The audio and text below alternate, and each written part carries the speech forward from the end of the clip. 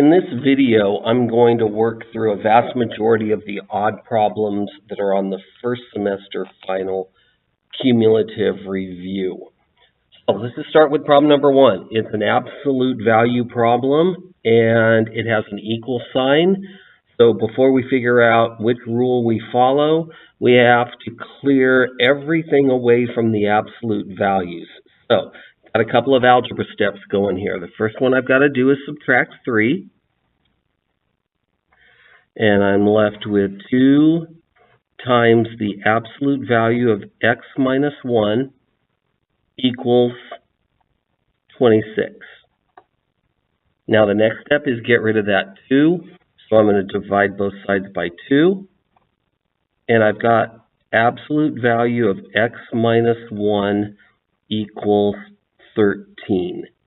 Now, at this point, I follow my absolute value rules. This is absolute value equals, and so I make case 1, case 2. Case 1 is simply x minus 1 equals 13, and case 2 is x minus 1 equals negative 13, and I solve both of those equations. Add 1 to each side, so x equals 14, that's one of my answers. And the other answer, add 1 to each side, x equals negative 12. And that's my other answer. Problem number 3. Same thing, it's an absolute value problem again. This time it appears to be a less than or equal to problem, but we're not sure yet, because remember, you have to clear everything away that isn't a part of the absolute value. So this negative 1/4 needs to go away. Easiest way of doing it, multiply both sides by the reciprocal, which would be negative 4. So I'm going to multiply this side by negative 4, which means I also have to multiply that side by negative 4. Now we know what's going to happen here. The whole reason we did that was to cancel out with the negative 1/4. So I'm left with absolute value x plus 3. Now remember your rules of inequalities. Anytime you multiply or divide by a negative number, that sign flips. So it's actually a greater than or equal to problem, not less than or equal to, and this is 36. Now, since it's greater than or equal to, I'm going to follow the rules for that, which again includes case 1 and case 2. So, x plus 3 is greater than or equal to 36. That's case 1. Case 2 is x plus 3 is less than or equal to negative 36. And solve each one of these by subtracting 3. X is greater than or equal to 33. And the other one, x is less than or equal to negative 39. Now they might ask for a graph of this, what the solution looks like. So on a number line, let's put 0 here. X is greater than or equal to 33 would look like this. Or x is less than or equal to negative 39 would look like that. For problem 5, the first thing we're going to have to do is expand this problem because it doesn't already equal 0. This problem is going to be turned into a quadratic, and we need the quadratics to equal 0. So I need to distribute the x. This would be 2x squared plus 7x equals 15. Now I can move the 15. 2x squared plus 7x minus 15 equals 0. Now we have a choice. If this is factorable, we're going to factor it. And actually it is. So if you're up on your factoring, we have a leading coefficient of 2, so it would be a guess and check. And the factors turn out to be 2x minus 3 and x plus 5. And if you want to check those, you can do you can do FOIL. 2x times x is 2x squared. At the end, negative 3 times 5, there's your negative 15 right there. And here's positive 10x on the outside, negative 3x on the inside, that makes positive 7x. And now that you have it factored, just set each factor equal to 0. 2x minus 3 equals 0. Add 3. 2x equals 3. X equals 3 halves. So that would be the answer or the solution to one of the factors. This one's really easy. X plus 5 equals 0. So all you do is swing the 5 to the other side. X equals negative 5. Now, let's get back to where we were after we distributed the x. If, in fact, you don't see this factor, you can always do the quadratic formula. Now, the a value is 2, the b value is positive 7, and the c value is negative 15. And as long as you plug these coefficients in correctly where they belong and then do the math, you're going to get the same two answers. X equals 3 over 2 and x equals negative 5.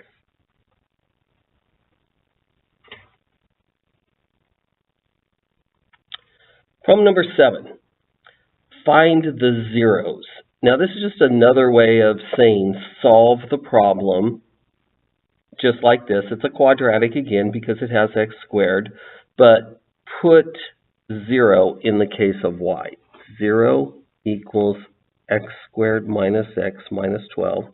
Now this one, the factor should be a whole lot more obvious maybe than this one was up here. What are the factors of negative 12 that add and give me a sum of negative 1, x minus 4, and x plus 3,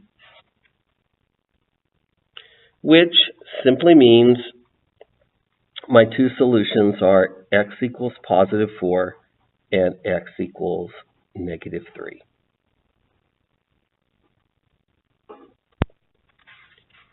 Problem number 11 turns out to be a synthetic division problem. We have this 4-term polynomial of which we know one of the factors is x plus 4. Well, this plays a key role in figuring out what the other factors are. And like I said, we're going to do synthetic division. So, synthetic division starts with the leading coefficients of all these terms. So 1, 8, negative 5, and negative 84. And we also begin with the 0 of the known factor. If the known factor is x plus 4, then this 0 is negative 4. And we just start the process of synthetic division now. Bring this 1 straight down. Negative 4 times 1 is negative 4. Combine those two terms, add them. 8 plus negative 4 is 4. Negative 4 times 4 is negative 16. Add them. That's negative 21. Negative 4 times negative 21 is positive 84. Add these and you become 0. Now this is important because this was always the remainder.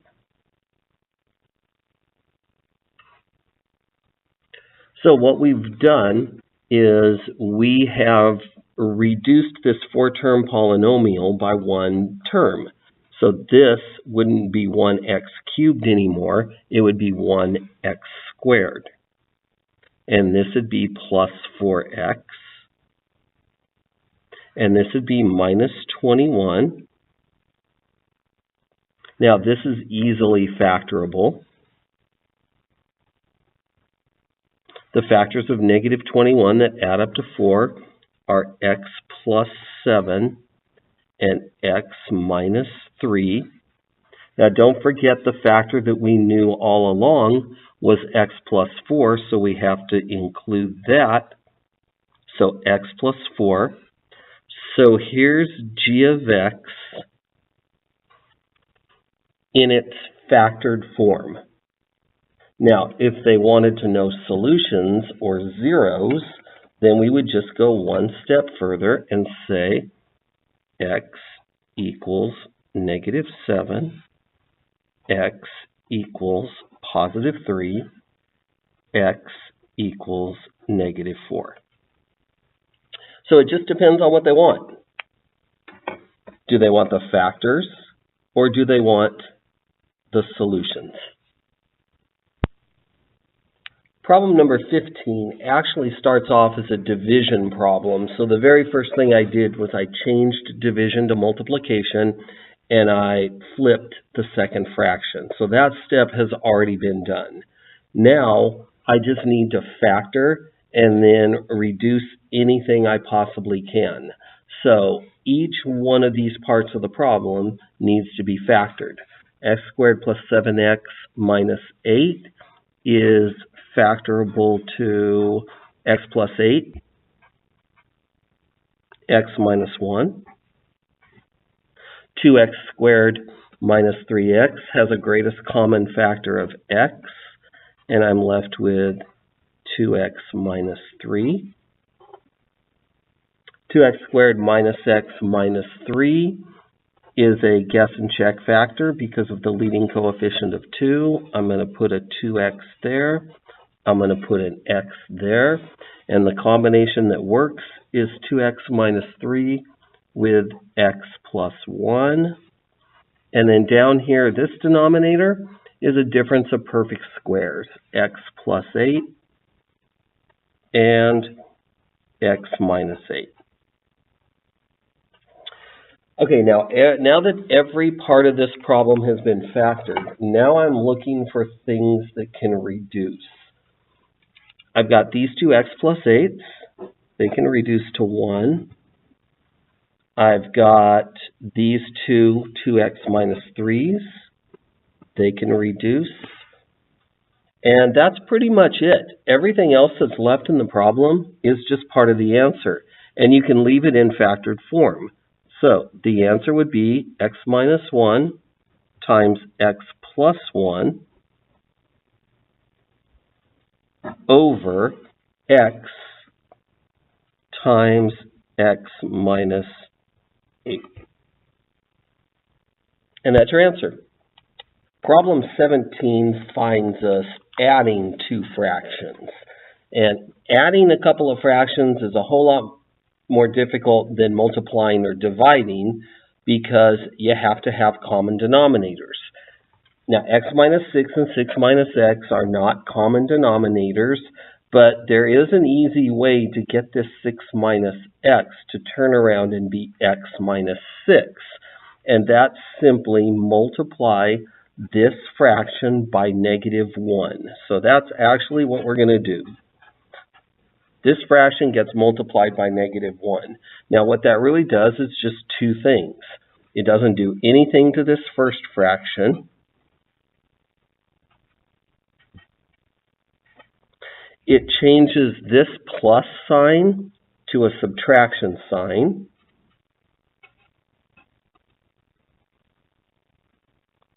And it turns around the 6 minus x to be x minus 6. Now that I have common denominators, I can subtract these two. So I'm going to do it all in one big fraction. That would be 4x squared minus 12, and that would be minus 3x squared. Now this subtraction sign would distribute all the way over to here, so that would make that minus 4x all over x minus 6. Now, the simplification of this, 4x squared minus 3x squared, is simply x squared. I'm going to put that minus 4x right here, and then I've got the minus 12 right there over x minus 6. And now the last thing I need to do is simply factor and then reduce. So I'm going to do this right here. The factors of x squared minus 4x minus 12, the factors of negative 12 that give you a sum of negative 4 are x minus 6 and x plus 2 all over x minus 6. So, as you can now see, the two x minus 6's reduce each other, and you're left with an answer of x plus 2. For problems 19 and 21, we continue with the concept of simplifying fractions through the operations of either adding or subtracting them. So on problem number 19, since it's subtraction, we need common denominators, but as you can see, we have common denominators. So this problem, even though it looks like it might be kind of ugly, it isn't at all. Since we already have common denominators, all we need to do is we need to do the subtraction on top. So that would be 5x minus 15 over the common denominator of x squared plus 7x minus 30. So now all we have to do is factor and then reduce. So this would be a greatest common factor of 5, and we'd be left with x minus 3. And then down here, the factors of negative 30 that add up to positive 7 are x plus 10 and x minus 3. And now that we have it fully factored, now we can look at what reduces to 1, the x minus 3's. And so we would simply be left with 5 over x plus 10 as the answer. Now, if we were looking for restricted values, once we get it to a point where we're factored, we know what x cannot be if we were looking for solutions. X could not be negative 10, and x also could not be positive 3. Now, problem number 21 might be the one that has the most work to do, because if you look at our denominators, they're not even close to being common. So, the common denominator, when both denominators are two distinctly different binomials, the common denominator is simply the product of both binomials. But we don't want to multiply them out. Now, the 2 already has the x plus 5, so the 2 needs the x minus 1. Now, the x already has the x minus 1, so it needs the x plus 5. So this x right here needs to pick up the x plus 5. So now we just start multiplying out the top. Don't multiply out the bottom. So we have 2x minus 2 plus x squared plus 5x all over x plus 5 x minus 1. Now, simplifying this, I've got my x squared. I have a 2x plus a 5x, which is plus 7x. And then I have minus 2 over x plus 5 x minus 1. Now, if this could be factored, I would factor it, but it can't. And so therefore, this is the final answer to this problem. Problem number 23 asks us to describe the transformation from this function to that function. Well, just by the looks of the function, we know that it's an absolute value function. And so the original h of x, 3 times the absolute value of x, okay, the most important point, the vertex, is at 0, 0. So if we just put 0, 0 right there, now we know we have a slope of 3, up 3 over 1, and then up 3 over 1. And this is a good representation of what that function graphs out to be. But this one, the vertex changes. And the change is left 4, that's what x plus 4 does. And then down 7, that's what minus 7 does. So if I start at 0, 0, and I go left 4 and down 7, I'm about right there. And I still have the 3 as the slope. So I'm still going up 3 over 1 and up 3 over 1. So it kind of looks like that. But the transformation specifically is left 4, down 7. Now, this transformation from y equals f of x to y equals the opposite of the f of x.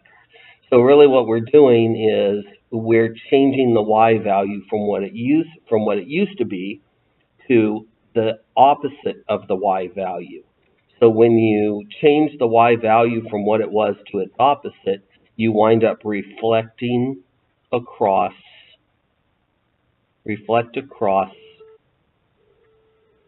the x-axis.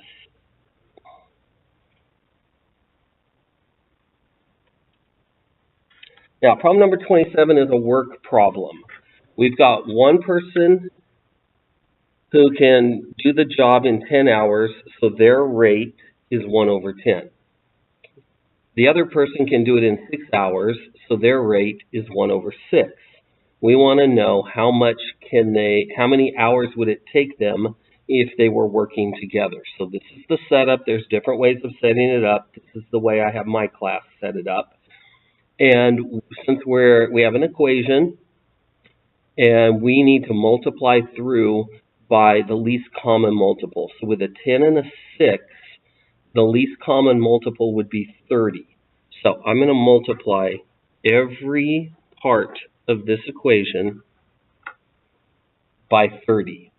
So this would be 30x over 10, which is 3x. This would be 30x over 6, which is 5x. And this would be 30 times 1, which is 30. So 8x equals 30. So x equals 30 over 8, or reduced 15/4 hours. If you want it in a mixed, that would be 3 3/4 hours.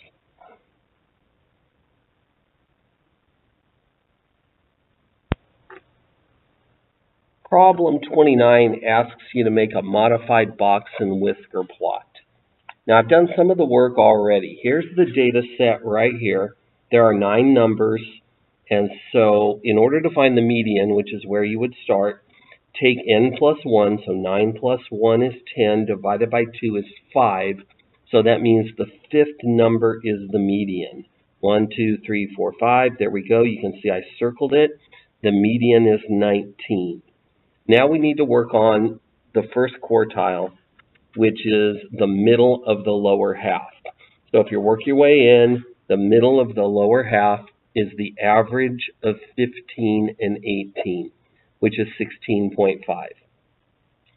Then the middle of the upper half, which is right here, is the average of 25 and 28, which is 26.5. And then, of course, we have the lowest number, which is 10, and the highest number, which is 42. Now, before we make the box and whisker plot, we need to make sure if there are any outliers, we have to treat them as an outlier. So, check for outliers would be the next step. Take the interquartile range, which is Q3 minus Q1, Q3 minus Q1 and multiply it by 1.5, and that's 15. Then, in order to check for your upper fences and your lower fences, or your upper boundaries and your lower boundaries, take Q3 and add that 15, and you get your upper boundary or your upper fence.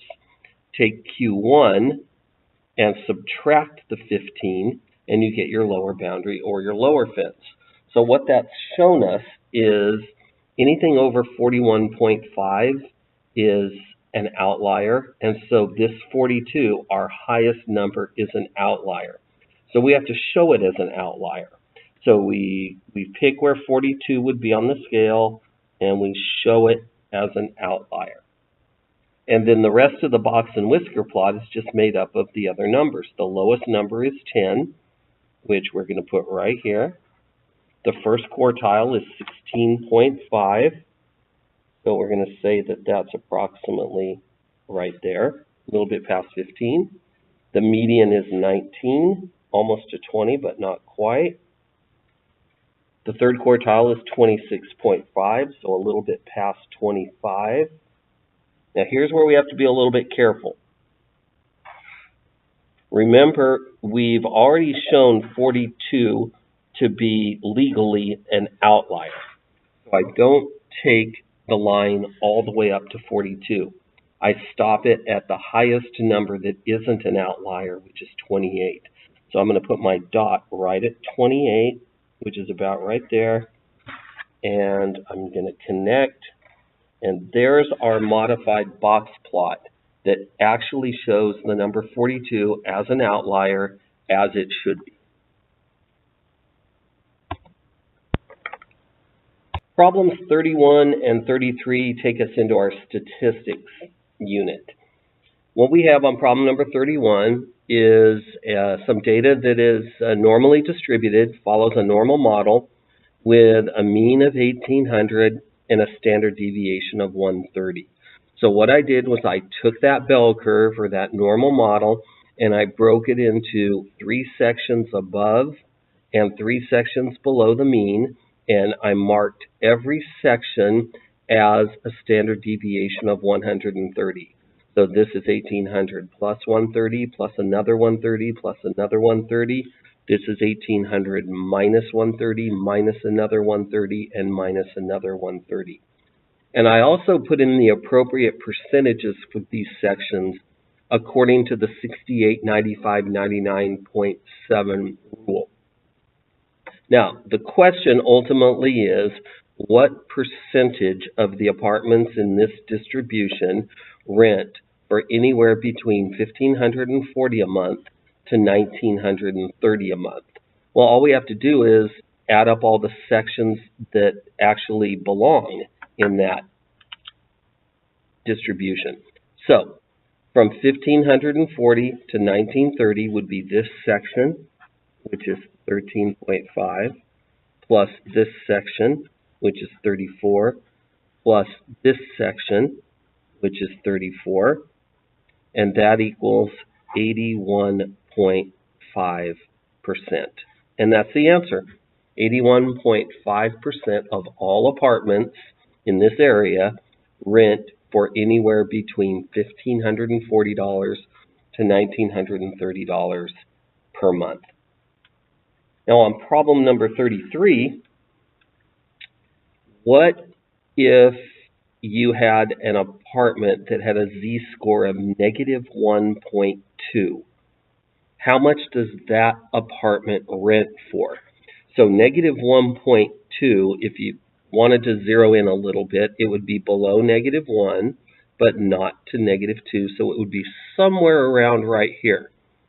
Well, here's the formula to help us. The z-score, negative 1.2, equals the value that we're trying to find, x, minus the mean, which is 1,800, divided by the standard deviation, which is 130. Now we just do a little math from here. We cross multiply. 130 times negative 1.2 is negative 156. equals x minus 1800. And so now we just add 1800.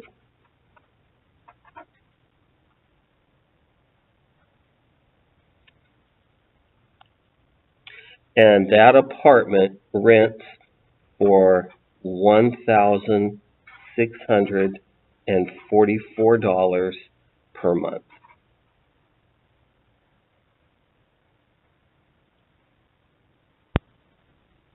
Problems 35 and 36 take us back to graphing. Problem number 35, graph this function. Well, you can see by the characteristics of the function that it's linear.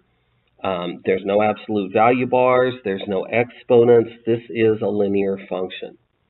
And linear functions, the parent of a linear function goes through 0, 0. But this one doesn't. This one has been shifted. Well, it's been shifted 4 units to the right and 7 units down. So we just need to follow the shift from the origin. 4 units to the right, 1, 2, 3, 4, 7 units down, and we're about right here.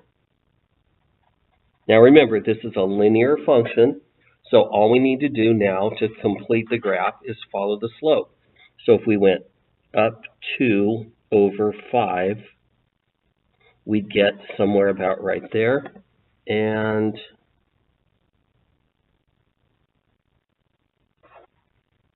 that would be the slope.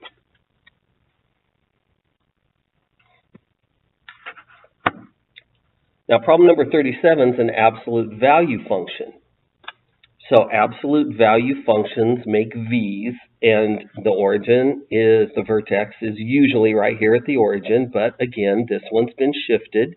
It's been shifted 1 unit to the left,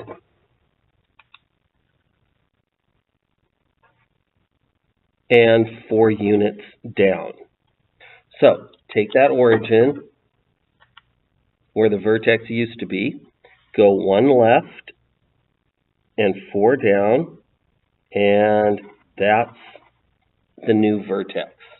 Now, the slope is 1/6, so go up 1 over 6, and you get about right there, over 6, and I'd say you'd get about right maybe there, and then you make your graph.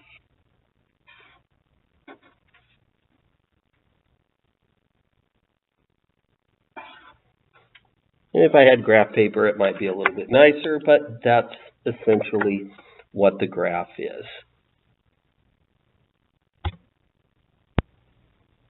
Problem number 45 has us sketching a polynomial function with a certain end behavior. Now, the nice thing about problem number 45 is it's already in factored form. And since it's already in factored form, I can identify my zeros really easy. So x equals -3 is one of the x-intercepts, or one of the zeros. So you can see I've marked it right there. X equals +7 is also one of the zeros. So I've marked it right there. Now, the characteristics of the -3 is it's a pass-through because this is to the first power. But the characteristics of the x equals 7 is it's a multiplicity 2, so it's a bounce. When the graph hits 7, it's not going to pass through, it's going to bounce. Now, the last thing we have to consider is the end behavior of the graph. This is x cubed because x times x squared is x cubed. And this is positive and that's positive, so it's going to be positive. So positive odd has an end behavior of low to high. So that's what we're going to do. We're going to start low. We're going to pass through the y-axis at some point. Okay, and then at some point in time, we're going to start turning around and head back to the 7. But when we hit the 7, remember the 7 was a bounce. So that is a representation of what this graph looks like. Problem 47, write the equation of the function that fits these characteristics. It has zeros or x-intercepts at -5 and +2, and -5 is multiplicity 1 because the graph passes through -5, but +2 has a multiplicity of 2 because the graph bounces at x equals 2. And the third piece of information is the y-intercept is 0, 60. So we begin with the equation y equals a. The a value is going to be what we have to determine. Now, if -5 is one of the x-intercepts, then we know x plus 5 has to be a factor. The same thing with +2. If we know +2 is one of the x-intercepts, then we know x minus 2 has to be a factor, and since it's a bounce, it has a multiplicity of 2. So there's where we begin. Now, the y-intercept is 0, 60, which means when x is 0, y is 60. So I'm going to substitute. The y value becomes 60. A still stays a, but x is going to be substituted for the number 0, or 0 for x. So 0 plus 5, 0 minus 2 squared. Now 60 equals a. 0 plus 5 is 5 times 5. 0 minus 2 is -2. Squared is +4. So 60 equals 20a. So divide both sides by 20. So we're finally solving for a. A equals 3. And now we just go back to the original equation we wrote, and we substitute the value of 3 for a. So y, or f of x, y equals 3 times x plus 5 times x minus 2 squared. And that's the equation of that function.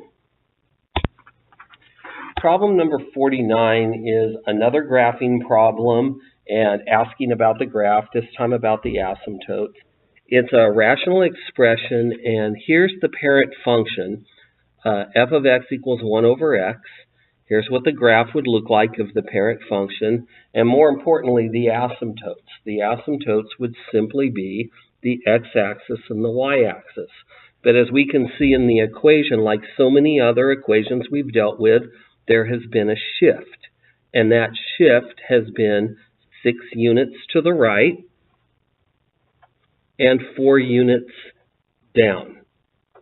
So that's what the asymptotes have done. The vertical asymptote, which was right here on the y-axis, has shifted 6 units to the right. So 1, 2, 3, 4, 5, 6. Here's the vertical asymptote.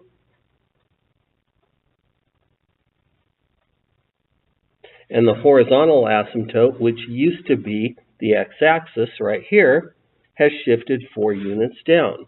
1, 2, 3, 4. So the horizontal asymptote is somewhere around right here. Now the problem asks you to identify the asymptotes. And those asymptotes would be, the vertical one would be x equals 6. The horizontal one would be y equals -4.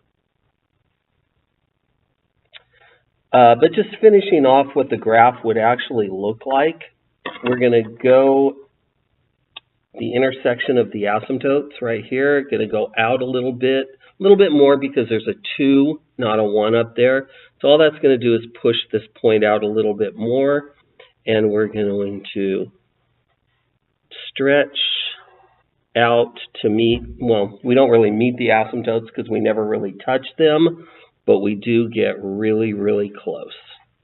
So the graph would look something like that. And here would be the asymptotes. X equals 6, and y equals -4. Now, the last problem, problem 51, just asks about a relative minimum, and I've given you, excuse me, a graph with quite a few things going on, but specifically the relative minimum. For a relative minimum to occur, the graph has to be coming down to the point, and then it has to immediately be turning around and going back up. This would not be a relative minimum because it came down and flattened out. This would not be a relative minimum because it was flat and then it went up. This would be the relative minimum right here because it came down and then it immediately started going back up. So that's the relative minimum on this graph.